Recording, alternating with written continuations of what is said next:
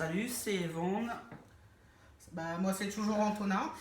Voilà, donc pour cette seconde vidéo entre amis, on a décidé de parler de la testostérone, de ses effets, puis nous, de nos appréhensions, comment on avait pu ressentir, ce qu'on avait pu ressentir avant la thé, après, les injections, tout ça. Donc, dans un premier temps, on va parler des effets de la testostérone. Donc le plus gros effet la plupart du temps c'est la pilosité, ça c'est clair. C'est un des effets les plus voyants. Alors ça n'arrive pas toujours tout de suite. On a tendance à être pressé. C'est vrai qu'on a envie que la pilosité arrive à la première injection, mais certains verront peut-être leur duvet s'épaissir dès la première injection ou dans les jours qui viennent, mais en général la pilosité en elle-même en fait va se faire vraiment plus tard. Il faut bien compter quelques mois avant que ça se fasse vraiment. Puis ça dépend de vous, de votre assimilation de la testo, de votre dosage. Voilà, de la thé bio naturelle que vous aviez déjà avant, de votre taux. Voilà, donc ça dépendra de plein de choses. Il y a la mue de la voix aussi, forcément. C'est un des effets qui est hyper attendu. Je vois Antonin qui piaffe là, voilà. Sachant que moi j'en suis à 5 ans et ma voix au téléphone passe toujours pour une voix de nana. Hein, donc, Alors que moi, je suis à 10 mois sous thé ce mois-ci, donc voilà quoi. Ouais, mais ta voix est déjà en train de descendre. Ouais. Alors Oui. que moi, à 10 mois, je descendais pas, quoi.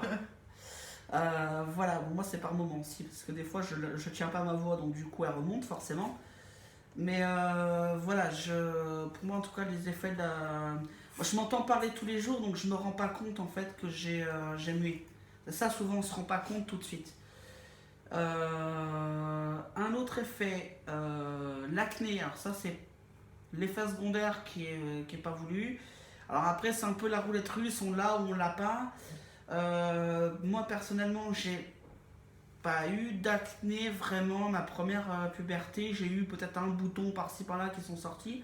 Par contre, quand j'ai été à peu près 1 an et quelques de testostérone, malgré le dosage que j'avais, malgré les débuts difficiles que j'ai eu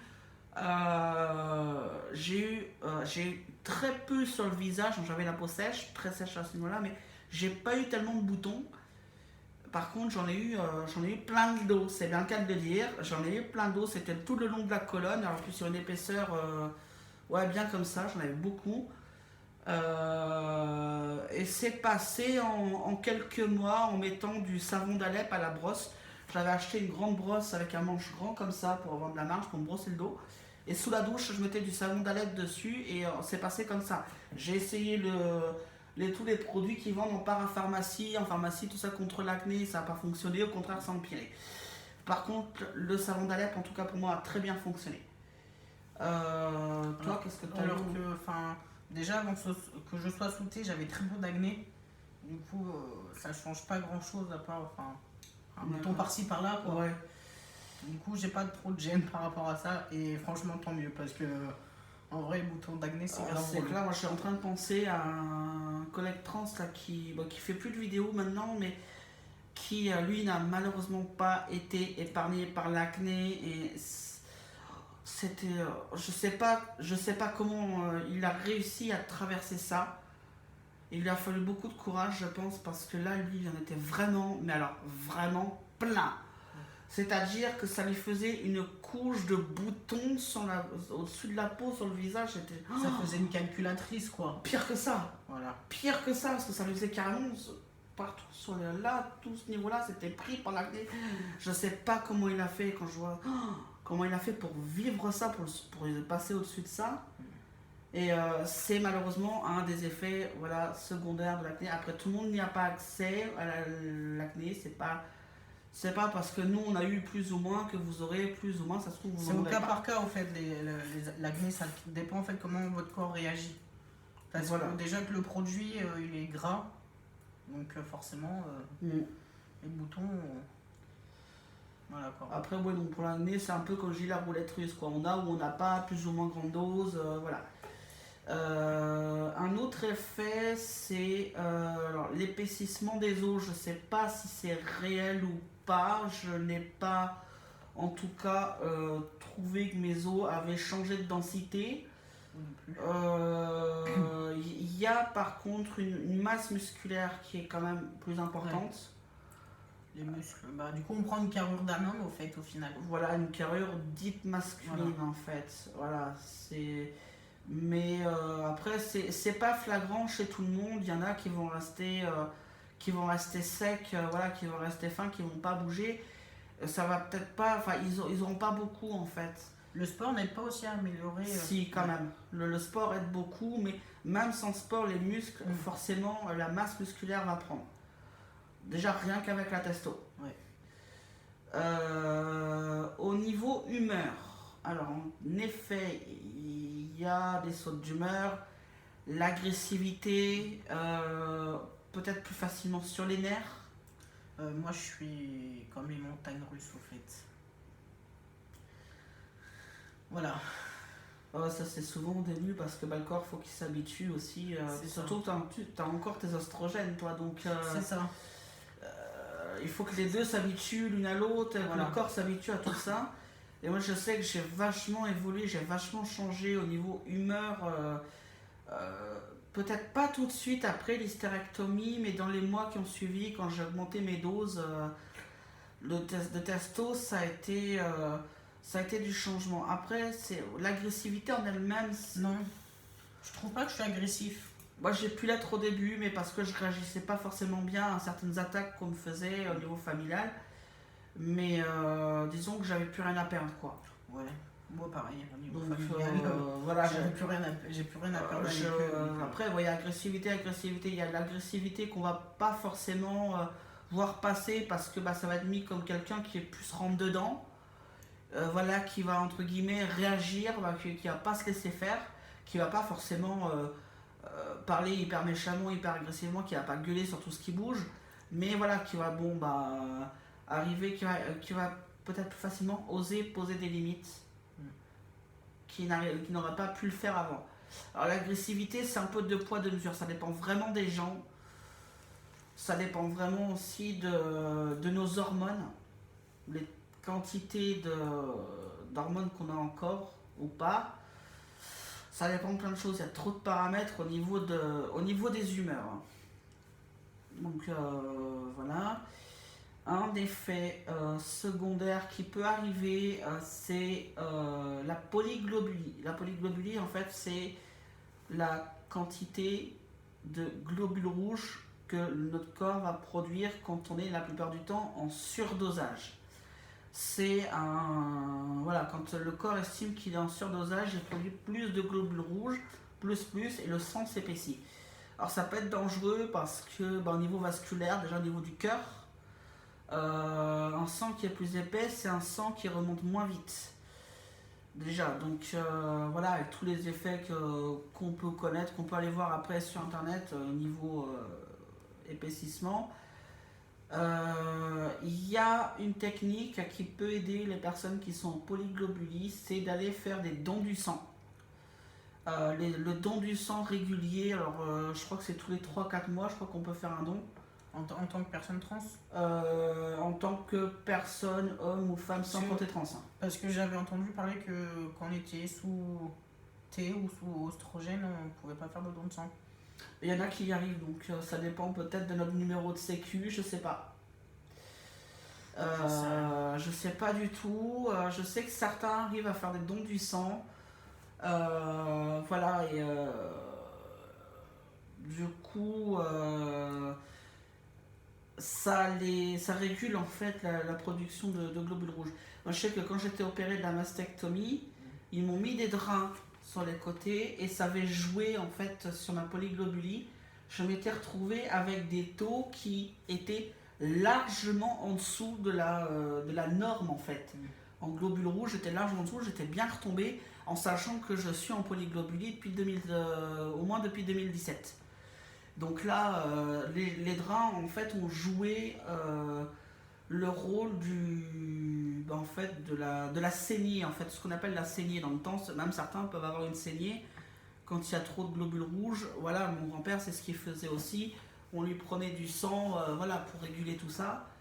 Dans le temps, c'était un coup de couteau puis on laissait couler. La vieille génération. C'est un peu plus pratique. Voilà, maintenant c'est quand même plus correct. Hein. Heureusement que ça a changé. Parce que, voilà. Donc là, la polyglobulie, faire attention à ça, ça reste à surveiller à chaque bilan sanguin. Ne pas hésiter éventuellement à changer de traitement. Je vous renvoie vers Thomas qui a lui changé de traitement pour justement régler sa polyglobulie.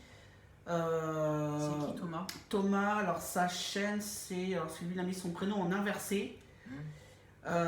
C'est un gars qui était sous androtardile aussi et en léger dosage et son corps supportait pas en fait.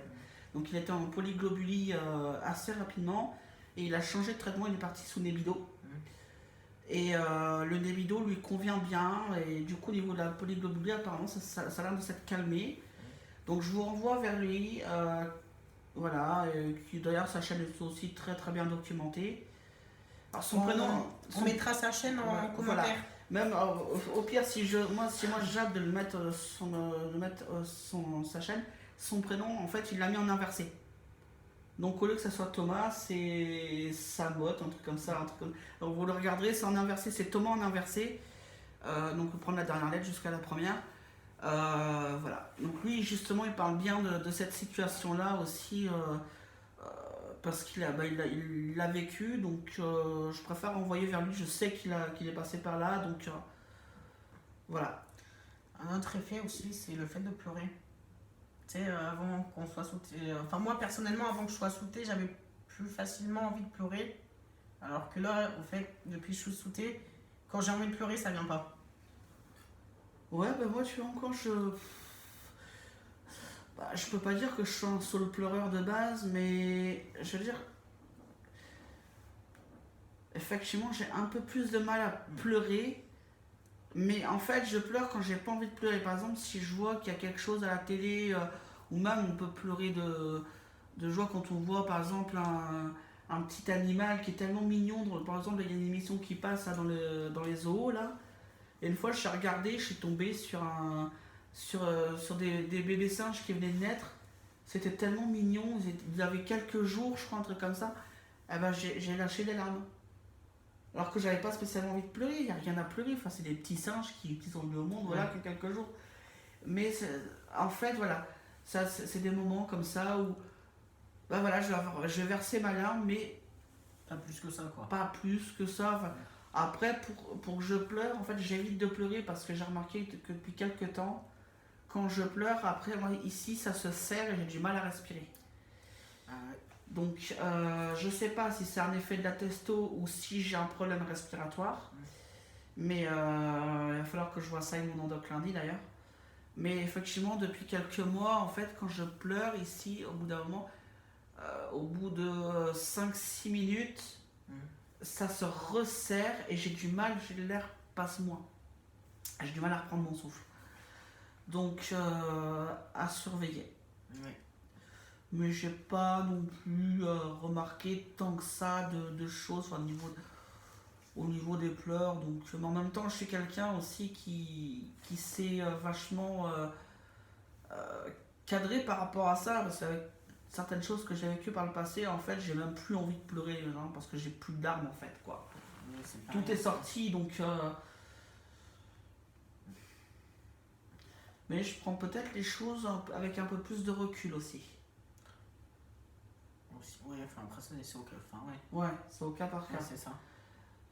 C'est vrai que je suis arrivé à un stade, moi ça fait 5 ans que je suis sous testo. Je veux dire, je me dis pas que plus rien peut m'arriver, enfin en même temps j'ai plus rien à perdre. Voilà, j'ai plus de distance maintenant, puisque j'ai tous les effets de la testo qui sont arrivés. Je dis, j'ai de la tête dans le dos, bien qu'à le dire, j'en ai plein le dos, ça m'a gonflé, mais alors d'une force inimaginable. La pilosité, bah, je pense que là. Bon, moi je me suis rasé donc ça se voit pas trop. Donc, voilà, j'arrive à un stade où bah, voilà, alors c'est peut-être un effet de la tête, peut-être pas, mais avec le temps, effectivement, j'ai plus de distance. J'ai peut-être moins d'affect sur des choses, sur les choses de la vie en fait. Moi ça dépend avec qui. Après, je dis pas le contraire. Si à l'arrivée, je vois Antonin qui est un ami très cher, s'il lui arrivait quelque chose, bah évidemment là je serais pas Ouais. forcément content quoi. Oui, voilà. Hein, mais Mais j'aurais pas la même distance. Déjà, bon là je serais plus affecté parce que bah, c'est un proche. Je vois des amis, la plupart de mes amis, le peu que j'ai, bah voilà, s'il leur arrivait quelque chose, bah je pense que je serais le premier à chialer quoi. c'est ça. Mais moi, ça dépend avec qui. Enfin, franchement. Ouais. Bah, c'est sûr, après mes collègues, oui. Enfin, forcément, s'il leur arrivait quelque chose. Mais... Voilà. Donc sinon, moi je pense qu'on a fait le tour. Ouais. Donc toi, quel a été, qu'est-ce que tu as ressenti avant la testo, après, quand tu as eu ta première injection, quand tu allais la voir, tout ça Premier rendez-vous. Donc, c'était au mois de juin l'année dernière, mon premier rendez-vous. Donc, là où j'ai eu l'ordonnance pour ma prise de sang. J'étais vachement stressée. J'étais à 14,9 de tension. Voilà. Voilà, 14,9 de tension. Je pense Ça que va, chez c'était vous à Jojo. 18, ça va, petit joueur. Ouais, mais d'habitude, je suis à beaucoup moins. Je dois être à 11-12, un truc comme ça. Ouais. Donc j'étais vachement stressé. Et... Donc, du coup, voilà. Et du coup, bah, mon deuxième rendez-vous au mois de juillet. Et le 22 juillet et première injecte le 24 juillet. Ah ouais. Ouais. Et t'as eu des appréhensions par rapport à ton injection avant? Comment est-ce que tu ressentais ça Bah, en fait, j'avais hâte, au fait. Ah ouais. Ouais, de ouf. De ouf. Bah, au début, au fait, depuis le 24 juillet jusqu'à janvier, là, c'était les infirmiers qui me piquaient dans les fesses. Et depuis février, là, c'est moi qui me pique tout seul. Et tout seul, ça t'a fait quoi au début Un peu d'appréhension parce que, en vrai, euh, puis te piquer dans le muscle, enfin, c'est un peu. T'appréhendes un peu, mais au final, quand tu le fais, au fait, tu te dis, ah, au fait, ça fait pas mal. Bah, moi en fait, bizarrement, quand mon endoc m'a refilé l'ordonnance, donc mon ancien endoc m'a filé la première ordonnance de testo, je stressais à mort parce que je me suis dit qu'est-ce qu'elle va encore trouver pour pas me donner mon ordonnance. Sachant que j'avais vu une première endoc qui m'avait donné le bilan mais qui m'a pas donné l'ordonnance, qui m'a dit c'est la chef de service machin. Je me suis dit bah elle va trouver quelque chose quoi pour pas me donner l'ordonnance et je stressais pour ça. Et finalement bon, elle m'a donné l'ordonnance avec un micro-dosage et j'étais déçu parce que c'était un micro-dosage. Ouais. Et bon du coup j'ai laissé couler parce qu'en même temps bah, voilà, elle m'avait demandé un cariotype et alors j'avais compris qu'il fallait faire le cariotype avant l'injection et comme il y a eu un bordel monstre au niveau du cariotype et tout ça, ça a été le gros bordel. Donc moi, je les appelle cariotype et puis j'ai repoussé un peu l'injection, moi j'étais pas pressé, je me suis dit je sais pas quelques semaines ou quelques mois après, j'ai attendu tout ce temps donc voilà, je peux attendre un peu plus quoi. Et je cache pas que début juin quand j'ai été chercher ma première fiole de testo, à la pharmacie dans mon ancien bourg, donc qui était plus Guffan à l'époque, à côté de Quimper. Hein. C'était ouais, plus Guff. Je suis allé là, je suis à la pharmacie. Est-ce que ça va passer? J'étais un peu stressé. Est-ce que ça va passer, pas passer? Est-ce que j'ai quand même un numéro de sécu en 2? Je vais en prendre de l'androtardil. Enfin, c'est un produit de la base de testo. Ouais. Et je suis dans une pharmacie d'un bourg de même pas 4000 habitants. Comment ça va se passer et tout? J'avais l'impression qu'on allait me regarder bizarrement quoi. Finalement, bah voilà, bon, bah, j'ai juste donné l'ordonnance, le pharmacien m'a donné mon traitement, puis basta quoi. Ouais, tu vois, alors que moi, à la pharmacie où je vais, je crois qu'ils avaient déjà eu, ils m'avaient dit qu'ils avaient déjà eu quelqu'un qui prenait aussi de la thé, donc avant moi, du coup, ils étaient habitués, quoi. Et ouais, alors que là, moi, bah, ils m'en avaient pas parlé, donc je sais pas, ils ont peut-être eu quelqu'un, mais ils ont oublié d'en parler. Enfin, après, les pharmaciens, certains pharmaciens, c'est les carpes. Et j'ai quand même eu une appréhension lors de la première injection quand l'infirmière est venue.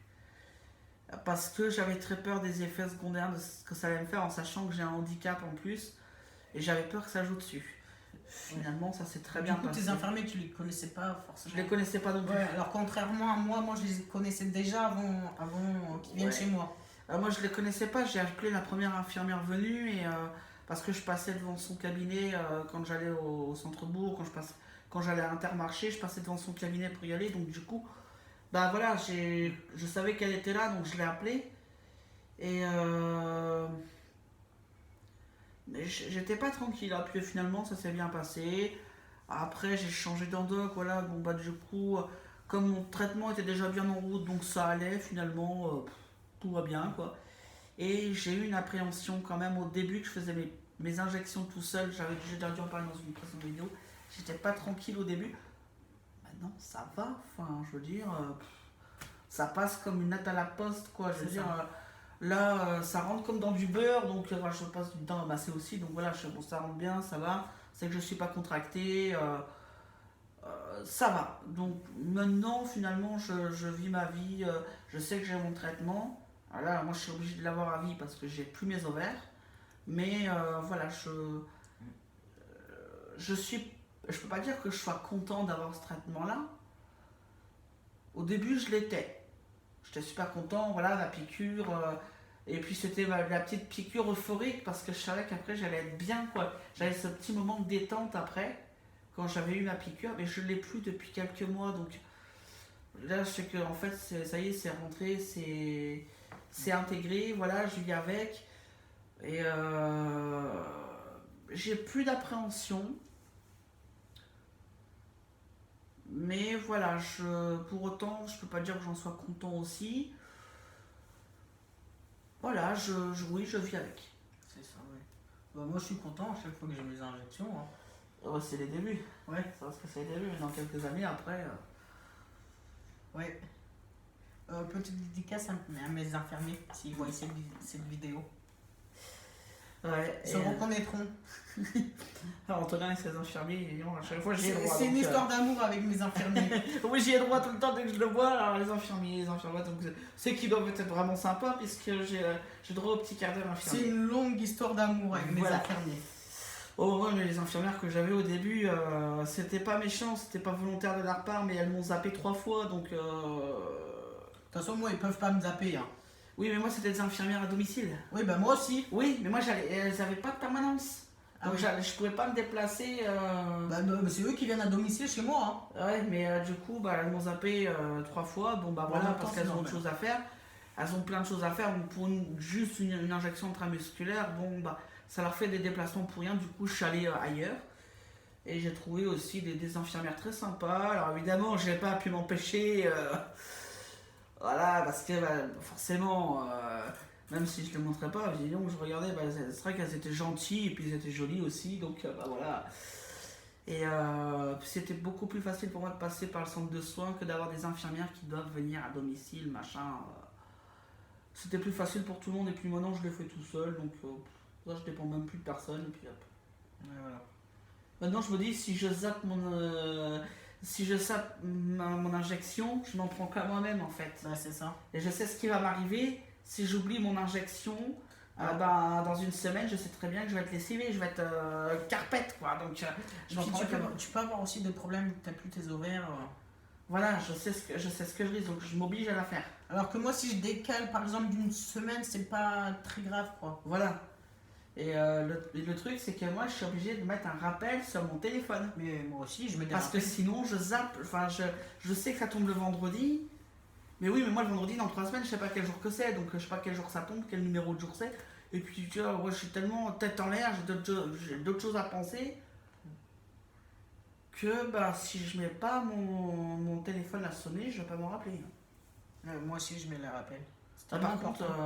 Par contre, je sais que si je la zappe, j'ai pas intérêt de la zapper plus d'une semaine. Hein. Oui. Parce que là, mon corps, je dis, c'est carpette. Hein. Là, je me lève plus, je fais plus rien. C'est la dépression assurée, carrément. Hein. Parce que j'ai plus d'hormones. Ouais, c'est ça, t'as plus d'œstrogène de base. Ouais. Donc voilà. Je pense qu'on a fait le tour. Ouais, je pense aussi, sont déjà 24 minutes, si ça commence à faire pas mal. Ouais. Donc, on vous dit à bientôt, portez-vous bien. N'hésitez pas, en tout cas sur ma chaîne, peut-être Antonin vous le dira aussi, mais en tout cas, de proposer des thèmes de vidéos. C'est ça. Parce que déjà, pour que nous on puisse se renouveler, oui. Parce qu'on n'a pas toujours des thèmes en tête. Voilà, si c'est tombé dans du bateau, des choses qui ont déjà été traitées, on va peut-être pas se répéter à chaque fois, mais il ne faut pas hésiter à proposer des thèmes. Et de toute façon, nos commentaires sont actifs, donc n'hésitez pas à laisser un commentaire, quoi. Voilà, et puis un petit pouce, ou voilà, comme vous voulez. Bisous à mes infirmiers. Allez, ciao. Ciao.